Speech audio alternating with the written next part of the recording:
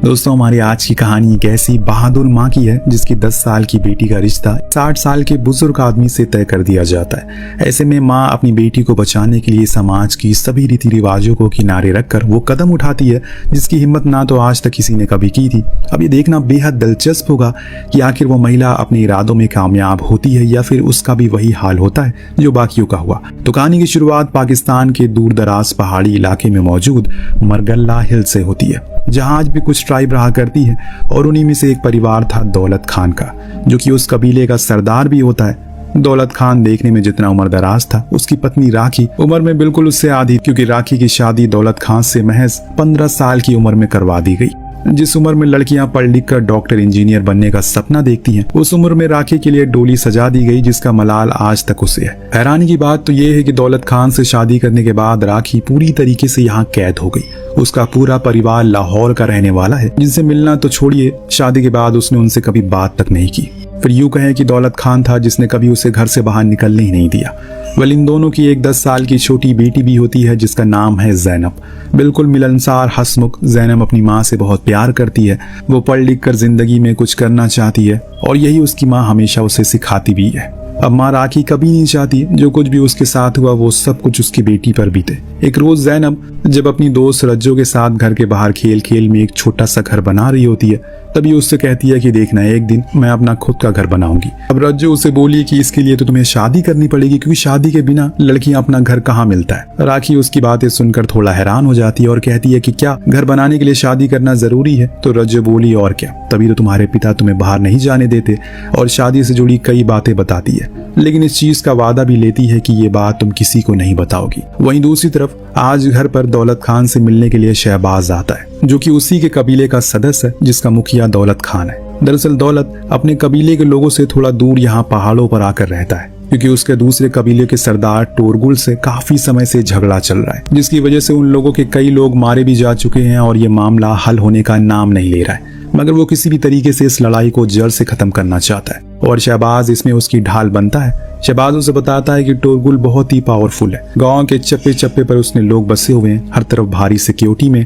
ऐसे में उसे बात करना बहुत मुश्किल है। लेकिन फिर भी टोरगुल ने उसे शहबाज के हाथों से पैगाम भिजवाया, अगर वो चाहे तो उनकी एक मुलाकात हो सकती है, परंतु ये एक शर्त थी। वो शर्त ये थी कि दौलत खान को उससे मिलने के लिए अकेले जाना पड़ेगा, जिस पर कहीं न कहीं वो राजी हो जाता है और उसी रात टोरगुल से मिलने का फैसला करता है। कुछ दूर तक तो वो शहबाज साथ ही होता है, लेकिन तभी उसके सामने आकर एक गाड़ी रुकती है और हाथों में बंदूक लिए कुछ लोग दौलत खान की आंखों में पट्टी बांधकर उसे अपने साथ आगे चलने के लिए कहते हैं। अब सुबह होती है तो हम उसके सामने टोरगुल को देखते हैं। दोनों एक दूसरे से गले मिलते हैं और फिर आपसी विवाद को खत्म करने का डिसाइड करते हैं, जिससे कि टोरगुल चाहता था कि दौलत अपनी बेटी ज़ैनब की शादी उससे कर दे, तभी ये दुश्मनी रिश्तेदारी में बदलेगी। अब टोरगुल की ये बातें सुनकर दौलत थोड़ा सा हिचकिचाता है। आखिर उसकी बेटी अभी केवल 10 साल की बच्ची है, तो वो उसे कैसे शादी कर दे? तो इस पर टोरगुल दौलत खान पर दबाव डालते हुए कहता है कि अगर उसे ये सौदा मंजूर है तो फिर आज के बाद उसे किसी भी आदमी का कोई भी हमला नहीं होगा और आने वाले फ्राइडे को उनका निकाह हो जाएगा। दौलत खान सोच में पड़ जाता है। उसने कभी भी नहीं सोचा था कि ऐसा दिन देखने को मिलेगा, लेकिन टोरगुल की हनक के आगे वो बेहद कमजोर था, इसीलिए बेमन से ही उसने सभी मंजूरी दे दी। वहीं घर पर हम शहबाज को देखते हैं, जिसकी गंदी नजर दौलत खान की पत्नी राखी पर थी। वो राखी के पास आकर कहता है कि अगर उसकी शादी दौलत खान से नहीं होती तो आज वो उसकी पत्नी होती। राखी शहबाज को अपनी जुबान पर लगाम लगाने के लिए कहती है, लेकिन शहबाज था कि उसे किसी भी हालत में बस पाना चाहता है, यहाँ तक कि वो जल्द से जल्द दौलत खान के मरने का इंतजार कर रहा था कि विधवा राखी से दोबारा शादी कर सके। हालांकि राखी को शहबाज की हरकतें बिल्कुल भी पसंद नहीं थी, उल्टा उसे तो उसके अपने घर पर आना जाना भी नागवार था, मगर पति के कारण वो भी बस थी। माँ और शहबाज की बातें ज़ैनब खड़ी किनारे पर सुन रही थी। ये सब सुनते हुए उसे काफी बुरा लगता है, क्योंकि जिस अंकल शहबाज को वो इतना अच्छा समझती थी, आज उनकी ये करतूत उसे देखकर घिन आने लगी है। अब देर रात डरा सहमा दौलत खान घर आता है और राखी को बताता है कि उसने अपनी बेटी का निकाह आने वाले फ्राइडे को टोरगुल के साथ पक्का कर दिया है। उसके लोग सुबह सुबह उसे लेने के लिए आ जाएंगे, जो सुनकर राखी के पैरों तले जमीन खिसक जाती है, लेकिन अपने पति के आगे वो एक भी शब्द नहीं बोलती। अब अगले रोज जहां दौलत खान तोरगुल के लोगों के आने के लिए तैयारी में लगा हुआ। तो वही माँ राखी बेटी को लेकर एक काल कोठरी में बने एक कमरे में जाती है। अपनी शादी के जोड़े को निकाल कर दिखाने लगती है। वो आज उसे एक ऐसी बातें बताना चाहती हैं जो एक माँ अपनी बेटी को बताने का फर्ज समझती है। मगर ज़ैनब उनसे कहती है कि आपको मुझे ये सब बताने की बिल्कुल भी जरूरत नहीं है माँ, मुझे अच्छे से पता है कि शादी के बाद क्या होता है। इस पर राखी चौंक जाती है और पूछती है कि आखिर तुम्हें ये सब कैसे पता। जिस पर ज़ैनब उन्हें उन सभी बातों को कानों में धीरे से बता देती है जो रज्जो और वो खेलने के दौरान किया करते थे। बेटी की बातें सुनकर राखी की आंखें नम हो जाती है। जहां मासूम ज़ैनब बस अब शादी को सिर्फ अपने गुड्डी गुड़ियों का खेल समझ रही थी, वहीं माँ राखी उसकी इस नादानी पर बेहद परेशान थी। बेचारी बच्ची को क्या मालूम वो जहाँ जाने वाली है वहाँ इंसान नहीं हैवान रहते हैं। इस बंधन के बहाने बस उसे नोच नोच कर खा जाएंगे। बिल्कुल कुछ ही देर बाद ज़ैनब को ले जाने के लिए घर पर तोरगुल के लोग आते हैं। कई बार बुलाने के बावजूद जब ज़ैनब कमरे से बाहर नहीं निकलती, दौलत खान उन्हें देखने के लिए अंदर जाता है। जहाँ कमरे से उनकी आवाज लगातार आ रही थी, मगर दौलत खान की आवाज देने पर भी कोई हरकत नहीं हो रही थी। अब उसे दाल में कुछ काला लगता और जैसे ही दरवाजा खोलकर वो देखता है, कमरा पूरी तरीके से खाली था। बस सामने एक टेप रिकॉर्डर था जिसमें उनकी आवाज बज रही थी। यानी कि राखी ने बड़ी ही सूझबूझ से अपनी बेटी की जिंदगी बचाने के लिए समाज से लड़ने का फैसला किया और खिड़की के रास्ते उसके साथ घर से भाग गई। जब इस बात का पता तोरगुल के आदमियों को लगा तो वो गुस्से से आग बबूला हो गए और उनके लिए किसी बेइज्जती से कम नहीं था। वो दौलत खान से कहते हैं कि उसे उनकी इज्जत मिट्टी में मिला दी, लेकिन उन्हें अब इससे कोई फर्क नहीं पड़ता क्योंकि ज़ैनब उनके सरदार तोरगुल की अमानत है और वो उसे किसी भी हाल में ढूंढ कर वापस लेकर आएंगे और फिर उसे उसकी गुस्ताखी की सजा दी जाएगी। दौलत खान अच्छे से समझ गया कि अगर उसकी पत्नी और बेटी तोरगुल के हाथों लग गई तो उनका क्या अंजाम होगा। इसीलिए वो भी अपने आदमियों के साथ उन्हें ढूंढने के लिए निकल पड़ता है। वहीं शहबाज भी उन्हें ढूंढने के लिए निकल चुका था, लेकिन उसके मंसूबे बाकियों से अलग थे। वो पहले तो ज़ैनब को पकड़कर तोरगुल के हवाले करेगा, फिर दौलत खान को मारकर सबसे पहले कबीले का सरदार बनेगा और आखिर में राखी से शादी करके अपनी इच्छा को पूरी कर लेगा। इसके बाद हम राखी और ज़ैनब को देखते हैं जो भागते भागते गांव से थोड़ी दूर मौजूद एक जगह पर पहुंचते हैं। यहाँ राखी की नज़र कुछ लोगों पर पड़ती है जिसपे पास बैठा एक ट्रक वाला उन्हें बता रहा होता है कि वो कुछ ही देर में पंजाब की तरफ निकलने वाला है। अब राखी को वहां से भागने का ये काफी अच्छा मौका लगता है क्योंकि जितनी देर वो गांव में फंसी रहेगी उसकी जान को उतना ही खतरा होगा। अब दोनों माँ बेटे चुपके से उस आदमी के ट्रक में छुप जाते हैं और कुछ ही देर बाद ट्रक चलने के लिए तैयार था। ट्रक ड्राइवर सुहेल कुछ दूर तक चला ही था कि उसे महसूस होता है कि उसके ट्रक में कोई पीछे मौजूद है और जब वो ट्रक की तलाशी लेता है तो अंदर राखी और ज़ैनब को देखता है। वो फौरन उन्हें अपने ट्रक से बाहर उतार कर वहां से जाने लगता है। तभी रोती बिलखिलाती राखी उसे ट्रक के सामने आती है और अपनी बीमार बेटी को अस्पताल पहुंचाने की गुजारिश करने लगती है, जिस पर वो तरस खाकर उन्हें बैठा लेता है। रास्ते में सुहेल राखी से पूछता है कि आखिर आपकी बेटी को क्या हुआ है, तो राखी बताती है कि उसे बहुत तेज बुखार है। वैसे आप कहाँ तक जा रहे हैं? मैं पंजाब के अकतोक तक जा रहा हूँ, आपको कहाँ जाना है? तो राखी इस पर उसे लाहौर का रास्ता यानी कि वो वापस अपने माँ बाप के घर जाना चाहती है, जो कि सुहेल के मुताबिक यहाँ से 8 से 10 घंटे की दूरी पर है। दोनों बातें कर रहे होते हैं कि पीछे से तोरगुल के लोग ट्रक रोकने की कोशिश करने लगते हैं। अब राखी उन्हें देखकर हड़बड़ा रही थी। सुहेल को समझने में देर नहीं लगती। वो राखी से पूछता है कि आखिर आप किससे छुपकर भाग रही हो, जिस पर वो उसे सच सच बताती हुए कहती है कि जो लोग उसके पीछे पड़े हैं वो लोग तोरगुल के आदमी हैं और उसकी बेटी का निकाह तोरगुल के साथ पक्का हुआ था। बस अपनी नन्ही सी बेटी को बचाने के लिए वो यहाँ से भाग रही है। तोरगुल का नाम सुनकर पहले तो सुहेल खौफ में आ जाता है और इन सब मामले में ना फंसने की बात कर रहा था। उन्हें ट्रक से उतरने को कहता है, परंतु फिर ज़ैनब के आंसुओं और दोनों माँ बेटी का प्यार देखकर वो उनकी मदद के लिए तैयार हो जाता है। अब वक्त रहते ही उन्हें ड्राइवर की सीट के नीचे छुपा देता है, जिससे कुछ ही देर बाद तोरगुल के लोग ट्रक को रुकवा देते हैं, मगर लाख ढूंढने के बावजूद वो दोनों उन्हें ट्रक में नहीं मिलते। अब सुहेल बड़ी ही चालाकी से उन्हें दूसरे रास्ते की तरफ भेज देता है। हालांकि शहबाज को अभी भी उसकी बातों पर यकीन नहीं था। उसका शक सुहेल पर लगातार बढ़ता जा रहा है। इसके बाद सुहेल गाड़ी चलाते हुए आगे बढ़ता और कुछ ही दूरी पर मौजूद अपने दोस्त के ढाबे पर ट्रक रुकता है।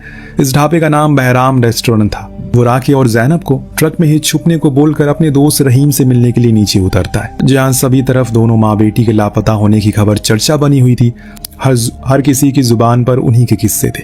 सुहेल भी अपने दोस्त रहीम को इस बारे में बता रहा होता है कि अचानक ज़ैनब माँ से कहती है कि उसे टॉयलेट जाना है, तो मजबूरी में राखी को उसे लेकर ट्रक से उतरना ही पड़ता और इसी दौरान बदकिस्मती से ढाबे पर मौजूद सभी लोगों की नजर उन दोनों पर पड़ जाती है। कुछ हद तक उन्हें यकीन हो जाता है कि भटकती हुई वो दोनों माँ बेटी कोई और नहीं बल्कि वही है। सुहेल को जैसे ही इस चीज का अंदाजा होता है वो राखी के ऊपर खूब गुस्सा करता है। आखिर जब उसने उसे मना किया था तो चाहे कुछ भी हो जाए वो ट्रक से ना उतरे, तो वहां से क्यों उतरी?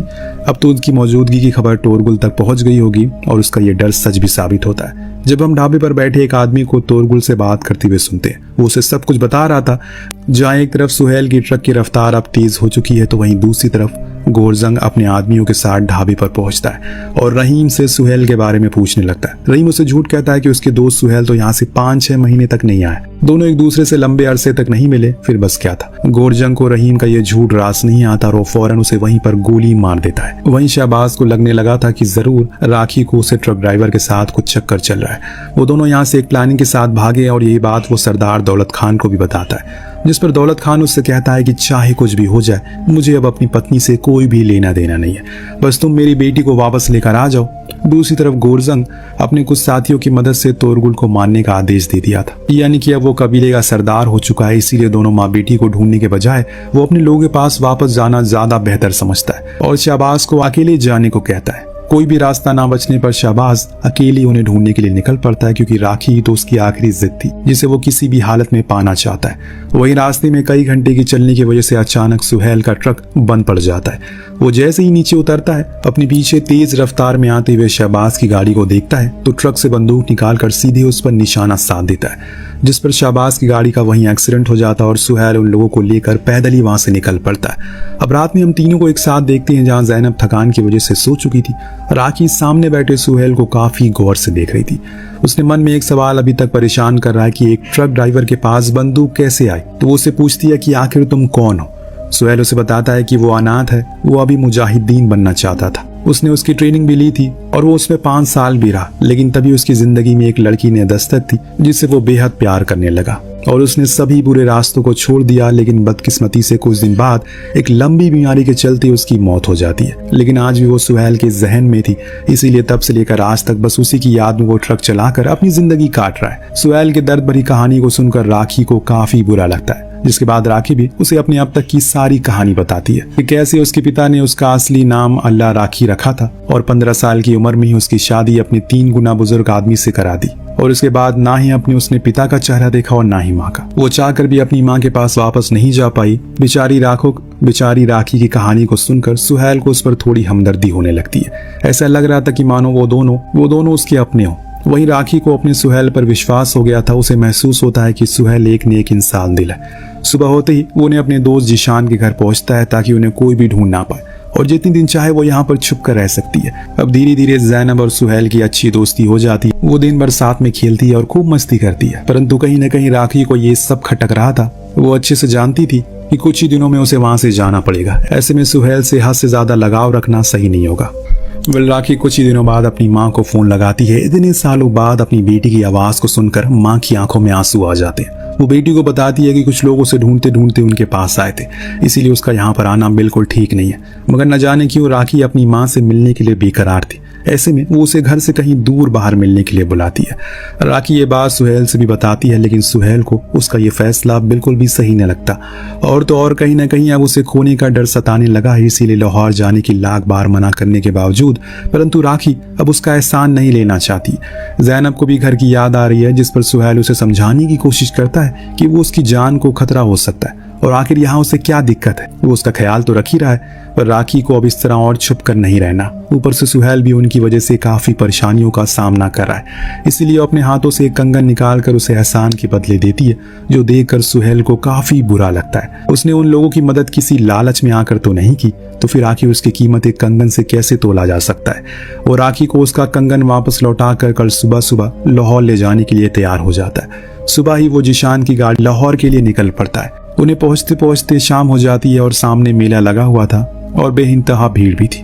तभी जैनब वहां मौजूद ढेर सारे लाजवाब पकवानों को देखकर खाने की जिद करने लगती है। सुहेल उसकी हर पसंदीदा चीज को दिलाता है, यहाँ तक कि वो अपने हाथों से राखी को भी 2 निवाला खिलाता है, जिससे राखी थोड़ा शर्मा जाती है। लेकिन उसे आज पहली बार किसी मर्द के साथ रहकर आजादी का एहसास हो रहा था। फिर वो एक जगह सुहेल से वहीं रुककर अपनी माँ से मिलने के लिए जाती है और दोनों माँ बेटी एक दूसरे को देखकर गले से लगाकर खूब रोती हैं। तभी वहां हम शहबाज को देखते हैं, जो बंदूक की नोक पर उन तीनों को अपने साथ एक सुनसान जगह पर लेकर जाता है। दूसरी तरफ हम शहबाज को देखते हैं, जो सुहेल को राखी का आशिक बता रहा था और अब जैनब को अपने साथ ले जाने की जिद करने लगता है। राखी उससे कहती है कि अगर तुम मुझे चाहते हो तो मेरी बेटी को छोड़ दो, मैं तुम्हारे साथ कहीं भी चलने को तैयार हूँ।